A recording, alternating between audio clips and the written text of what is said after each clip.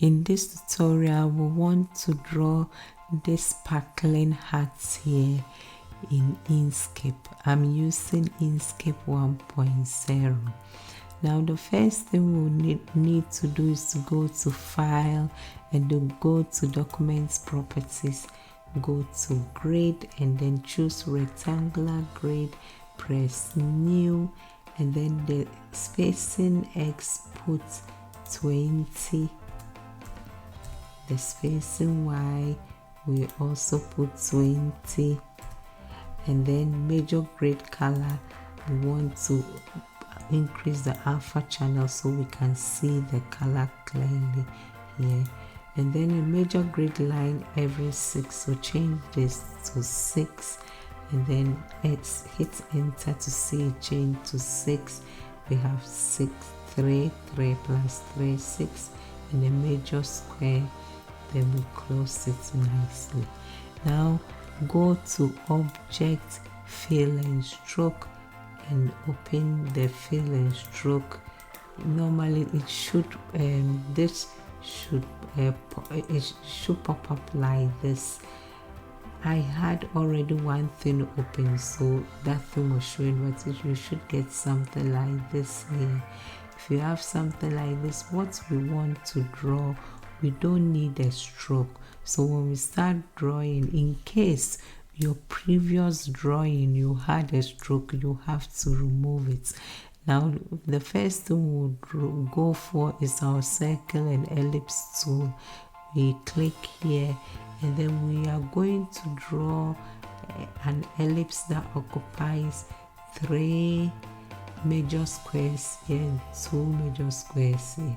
So we start drawing our ellipse. To see, because my previous drawing I had a stroke here, you can see the outline here. So I go to stroke paints and remove the stroke. We don't need a stroke now.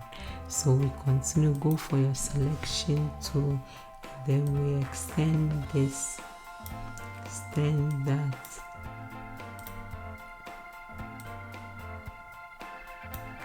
move this up also, move this here, so that we have the ellipse filling this and this.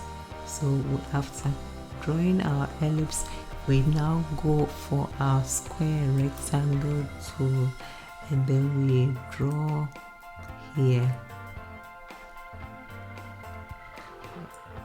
this. Now go for the selection tool with the rectangle selected, go to Shift and select the ellipse. Now we go to Path and then go to Intersection, so that you have this part here. Now with this, go to your Edit Path by Nodes tool and select this node here, and then go to Make Selected Node Corners. So we have already parts of our heart. Now for us, we need to do the top part. Go for your circle and ellipse tool and then we draw a circle. Find the center of one of the major squares and draw a circle, a perfect circle. So go to Shift Control and then draw a perfect circle to fill it more or less. And something like this I think is good. Now our perfect circle we need to cut into 2, so we go for our rectangle and square tool and then we draw something like this here. See to it that it's at the center. We can check it out by looking at our circle, you see, and then let's like also you can use the grid. Normally the grid will help you. You can also use snapping, whichever way is better for you.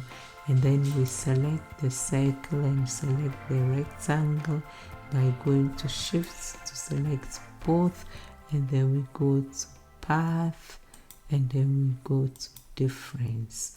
Now do a duplicate of this. You can either do a duplicate by right clicking and doing duplicates, or you can also go to edit and then press duplicate. Both gives a duplicate. Now bring your smaller semi circles and place them on top like this. And place this as well here. The two, we are now going to join everything together to make it one thing. Make sure you align it well and let it lie nicely. Now we select this, go to shift, select this and this, and then go to path union. So now we have everything unified. Now after uniting everything, we have the shape of our heart. Now we go on and give it a stroke and color it. So select it, and the color I gave for the fill was this color here. So give it this color here, and then the same thing, the stroke, just go to shift and also choose that same color. You will not see it now, but until we are going to put a gradient in the fill. So go to fill if you are not there, and then choose the linear gradient. Now I want this part here to be on top. So go for your edit gradient tool, and then you see that we can already remove let's remove the grid. We don't need it. So go to view and press page view, and then you press page grade. Okay, and that removes it. If you want it again, you press it and it comes, and then if you don't want to, go there and remove it. Now we want to move the gradient up here. So move this here more or less, and then move this, touch this one here and move it here, down here. Now let's give it a bit of we would give it the down parts. Let's give it this spots here.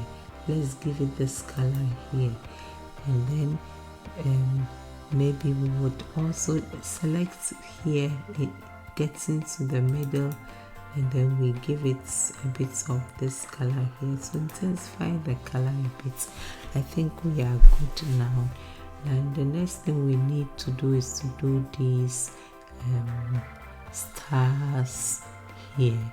So we go for our rectangle and square tool, and then we go to shift control and draw a square, perfect square more or less.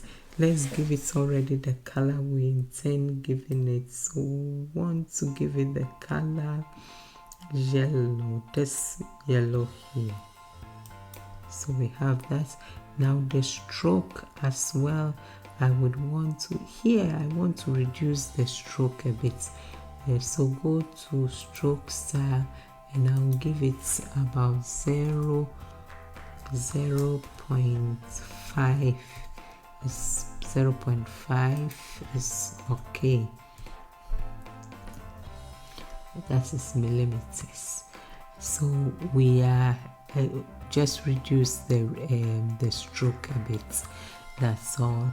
And then we select it again, and with the stroke we go to shift and give it the same color that we gave the fill, this color again.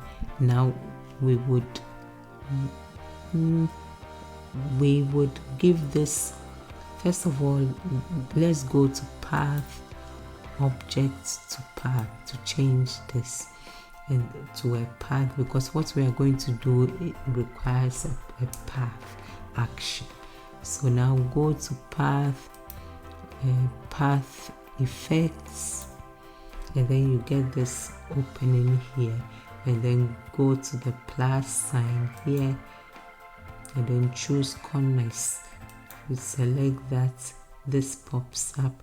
Now go for your node tool that is under the selection tool, and then come here and select all the nodes, because what we want to do affects all the nodes. Depending on the size of the objects, the radius can't be too big or too small, it depends. This one I would suggest you use about 60. I think 60 will work nicely, and then we want to use an inverse fillet. So we get this. Now you see this one here, I put a bit of gradients in.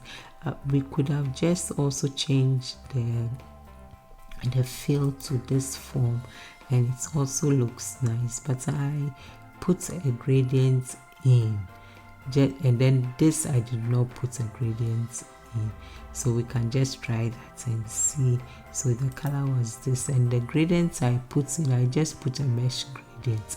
So go for your create and edit mesh, and then choose this one here in the row. I gave it 3 and the column 3, and then just come here and press on it, and you get some form of gradient. So we finish with that. We select what we have done, and then we put it somewhere here.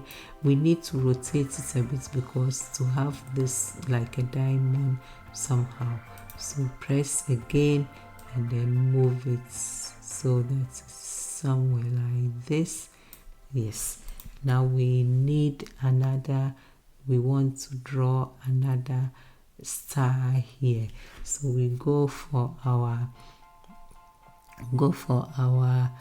rectangle and square tool again, but this is smaller, so just go to Shift Control and draw a smaller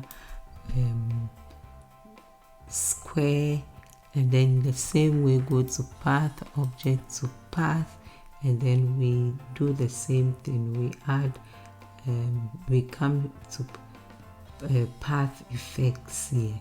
We already have it open, so we just press add path, the plus sign, and then we go to corners again. Now the same thing, we go for our node tool, select everything, and this, because it's small, let's give it a radius of about maybe 45, I would say, and then we use the inverse fillet. So this I did not give it a gradient. It depends, you can play around and do what you think looks beautiful. And then I gave it this color here, and then I moved here, or maybe even I gave it this for it to look a bit whitish a bit, and then I rotate it as well like this, more or less, and there you are. We have our sparkling hearts drawn in Inkscape. I'm using Inkscape 1.0. Thank you for watching. Thank you. Please subscribe to my channel to help me, and I hope to see you soon, because I try as much as possible to upload a video every day. Have a nice day. Thank you. Bye.